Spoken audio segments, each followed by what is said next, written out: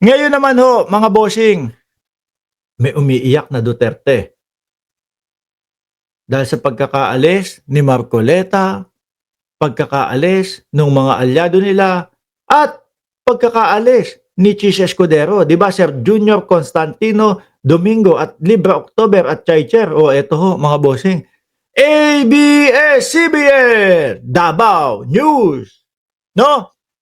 Sabi ko dito, Davao City 1st District Representative Paulo Duterte slammed the sudden shift of the House probe to the probe on the anomalous flood control project, saying the Dutertes are being blamed for the issue. Saglit lang, Paulo, ha? Pulong, no?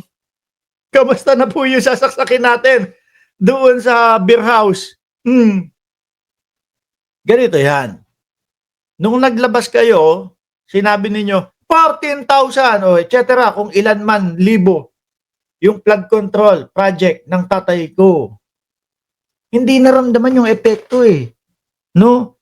Nitong mga taong kasalukuyan Ang flood control naman po, tingin ko kung merong mga expiration date yan, aabot ng lagpas 10 taon, 20 taon, 30 taon, or panghabang buhay. Diba? Hindi naman po ang flood control kapag katapos ng tatay ninyo na termino, ibig sabihin, wala na pong visa itong flood control na to. Kaya po, pagpasok nung administrasyon ni Marcos, kailangan magpatayo siya ng bagong flood control kasi wala nang visa itong flood control ng tatay ko. Di ba? Wala ho Yung mga flood control nilang ipinagmamalaki, hindi yata gumagana. Kaya ngayon, si Pangulong Bongbong Marcos, kasama nung ibang mga tumutulong sa kanya, naghahagilap ng flood control. Di ba?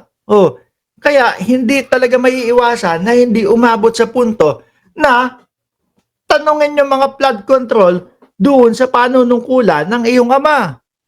Di ba? Sasabihin na naman yan, pinupolitika kami.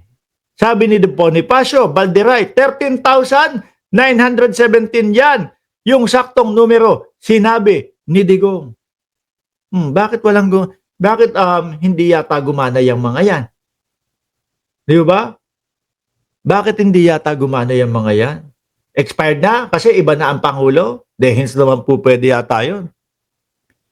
This came after the Department of Public Works and Highway confirmed that 51 billion allocation for Davao. Yan pa, isa pa yan. Di ba? Yung 51 billion allocation for Davao 1st District during the latest years of the Duterte administration. Stop dragging the Duterte daw ho. Stop dragging Dutertes to cover up your mess. Focus on the real issue. Kaso kailangan halongkatin lahat, boss. Boss long po. Kailangan halongkatin lahat, di ba? Sabi ko, hindi boss long po ha. Sabi ko, boss long po. Hindi boss kulong. Boss pulong. No? Stop dragging the Dutertes to cover up your mess. Focus on the real issue. Flood control, anomalies, payola, at ang mga opisyal na mismong umamin na nanunuhol, no? Sila. Yan ang sabi ni Boss Pulong. At ipinakita nga ho dyan, mga kababayan, ayan yung nila, galing kay Boss Long po. Ayan, di ba? Duterte na naman daw. Inaano na naman daw po. Pinupolitika na naman daw po sila, mga kababayan. Grabe.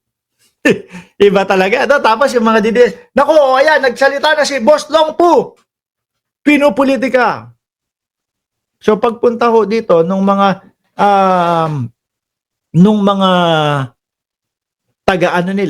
taga-suporta nila, sabi, naku, pinupolitikan nyo lang. Yung mga Duterte, paulit-ulit gaganyanin pa. Naku, pinupolitikan nyo lang. Yung mga Duterte.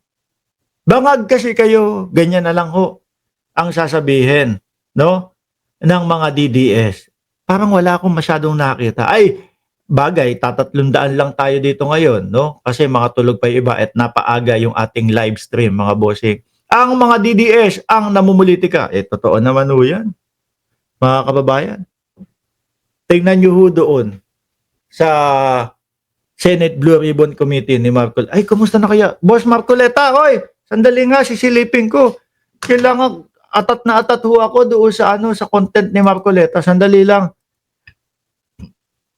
Atat ko ho kasing makita yung si Marcoleta doon sa Net25 ho. Net25. No, malamang ho pupunta si Marcoleta doon. Inaabangan ko eh. Abangan nyo din ho. Magpupunta si Marcoleta doon, magsusumbong po yan doon sa dalawang katsokaran niya, mga bossing. Sasabihin, no, binabastos nila ako doon, tinanggal nila ako doon. Tinanggal nila ako doon. Ganon. Si Ping Lacson na daw po, yung papalit sa akin, o pumalit. Abangan ho natin yan, mga kababayan. At ayan, full episode, 13 minutes, 100%. Ito na ba yung kay Marcoleta? Yeah, meron na yata. Meron na. Sampulan natin. Naku, ayan, may sampulan daw. May sampulan daw. Oh. Anyway, mga boss, chipamo, sir. Papanoorin ko muna to, tapos iba-vlog natin sa inyo, mga kababayan. Muli po, maraming salamat. Para naman po doon sa mga hindi nakapanood, pwede nyo pong panoorin sa replay, mga bossing. Maraming salamat and God bless po sa ating